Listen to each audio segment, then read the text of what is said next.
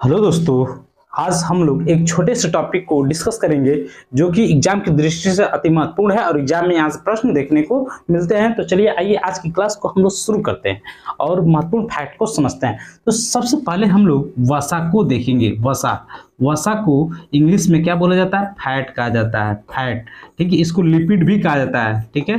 Lipid, ठीक है। Lipid भी बोला जाता है वसा, ठीक है। सबसे पहले हम लोग वसा, फैट, लिपिड्स को पढ़ेंगे। तो सबसे पहले इसका कार्य जो होगा, ये क्या होगा? इसका कार्य तो यह ऊर्जा, शरीर को ऊर्जा प्रदान करता है, ठीक है। यह शरीर को क्या करता है? ऊर्जा प्रदान करता है, ठीक है। ये ऊर्जा प्रदान करता है, ठीक है। देखिए ये जो वसा है, यह हमारे शरीर में विटामिन्स का भी कार्य, मतलब शरीर में विटामिन को उत्पन्न भी करता है, हार्मोन्स को भी उत्पन्न करता है। कौन?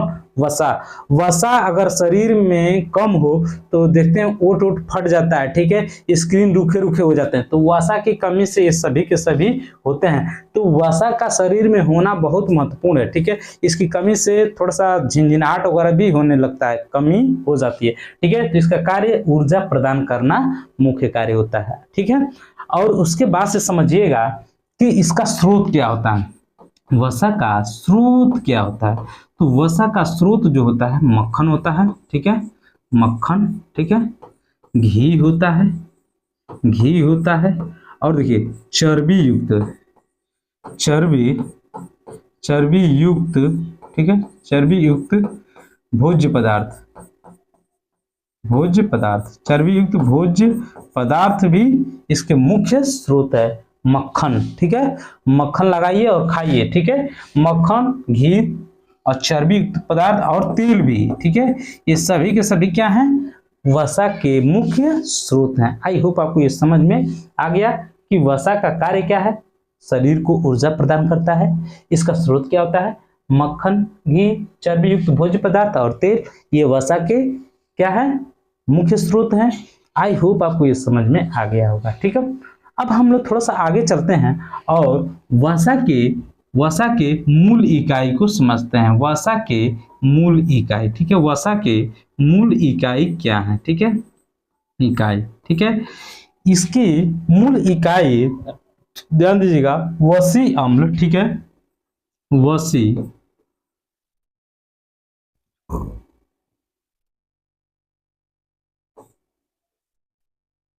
वसीय अम्ल, ठीक है।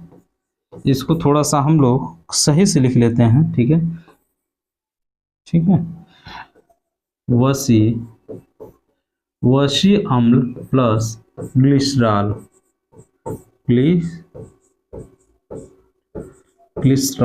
ठीक है। वसी अम्ल प्लस ग्लिसरॉल, जिनको हम लोग एस्टर भी कहते हैं, यह वसा की क्या है? मुख्य स्रोत है। आई होप आपको समझ में आ गया होगा कि वसा की मूल इकाई क्या है। तो वसी अम्ल प्लस ग्लिसरॉल, ठीक है।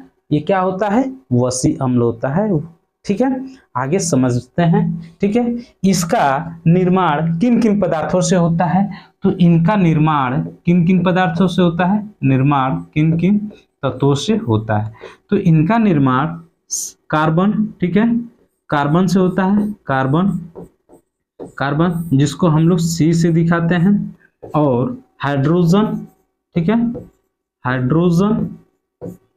हाइड्रोजन जिसको हम लोग H से दिखाते हैं, प्रतीक है हाइड्रोजन। उसके बाद से अगला ऑक्सीजन,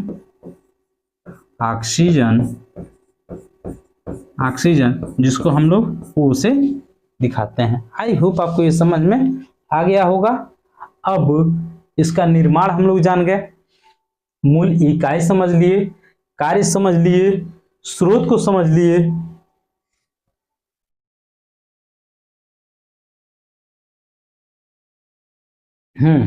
ये सभी के सभी हम पॉइंट को समझ लिए। अब चलते हैं थोड़ा सा आगे।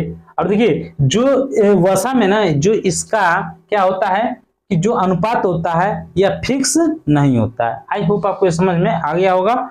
आगे हम लोग समझते हैं कि ये जैसे वसा का संश्लेषण हमारे शरीर में कहाँ होता है। वसा का संश्लेषण हमारे शरीर में कहाँ होता है? तो ध्यान दीजिएगा, वसा का संश्लेषण हमारे शरीर में कहाँ पे होता है, ठीक है। तो इस पॉइंट को भी लिख लीजिएगा, ठीक है। वसा का संश्लेषण, वसा का संश्लेषण, वसा का संश्लेषण,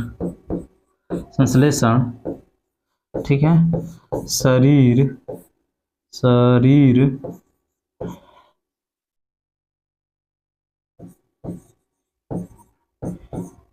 कहाँ पर होता है, ठीक है, कहाँ पर होता है, ठीक है। तो वसा का संश्लेषण शरीर, ठीक है, शरीर में कहाँ पे होता है, ठीक है, शरीर में कहाँ पर होता है, तो ये होता है माइटोकॉन्ड्रिया में। ये बात लिख लीजिएगा, माइटोकॉन्ड्रिया, ठीक है, माइटोकॉन्ड्रिया में होता है, ठीक है, माइटोकॉन्ड्रिया में होता है, ठीक है, ठीक है, माइटोकॉन्ड्रिया में इसका क्या होता है, संश्लेषण होता है, किसका, वसा का। आई होप आपको ये समझ में आ गया है। अब थोड़ा सा हम लोग आगे चलते हैं और इसके प्रकार को भी थोड़ा समझ लेते हैं कि जो वसा है, वसा ये कितने प्रकार की हैं, तो 2 प्रकार की होती हैं, एक संतृप्त वसाएं, ठीक है, और एक होता है असंतृप्त वसाएं। आई होप आपको ये समझ में आ गया होगा। संतृप्त वसा कितने प्रकार के, 2 प्रकार के होते हैं, एक संतृप्त वसा और एक असंतृप्त वसा। आई होप आपको ये समझ में आ गया है, ठीक है।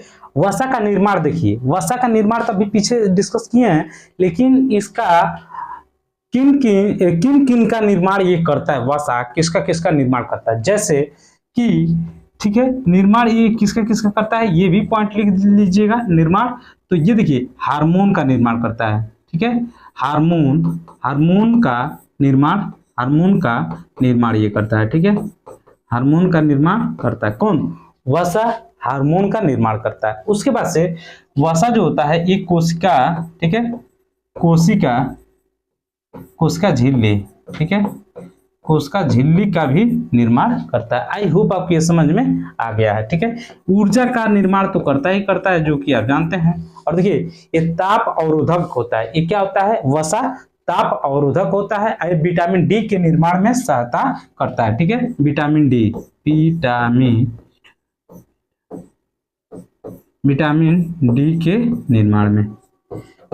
के निर्माण में किसका होता है, वसा का ही योगदान होता है। आई होप आपको ये समझ में आ गया। एक और सबसे इंपॉर्टेंट और खास बात ये लिख लीजिएगा कि वसा जल में अघुलनशील होता है, लेकिन किसमें घुलनशील होता है, इस बात को भी लिख लीजिए, जो कि बहुत इंपॉर्टेंट है, ठीक है। तो वसा जल में क्या है, अघुलनशील है, ये फैक्ट है, लिख लीजिएगा। वसा जल में